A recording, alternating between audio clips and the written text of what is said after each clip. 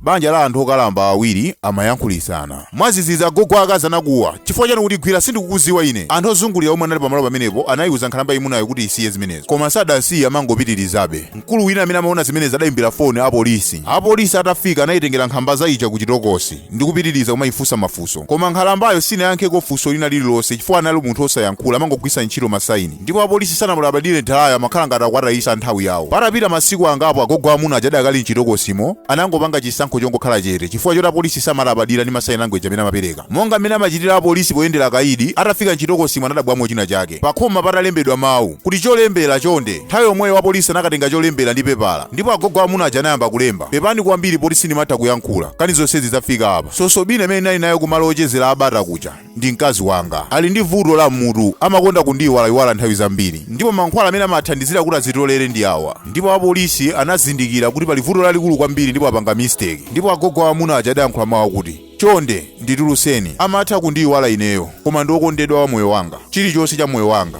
ndipo iyeyo sangakhale kopanda ine. Kani ine ndili chifukwa kukhala ndi moyo chifukwa cha iye. Tingokumbusa nako abale okondeka kuti pa 14 Oktoba limene lili Monday chamma 7 kuli birthday ya viral pa live ya Alia. MC wathu wa siku limenelo tikakhala ndi aba wa makomedi. Ziwani kuti wina aliyense ndoyitanidwa ku siku limenelo chifukwa sindingakwanise kufikira wina aliyense pomuyitana ku birthday imeneyi. Chimve comment section kuti mwaphunzirapo kuti chani. Pangani like komanso share video kuti ifikirekonso anthu ena. Osayiwala kuti panga follow kuti ma video ena yonse amene taponya muzikhala oyambirira kulandira. Ine ndili panopa chifukwa cha inuyo, ndipo ndikhalabe ndikupitirizabe kukusangalasani kupasani nkhani zabwino.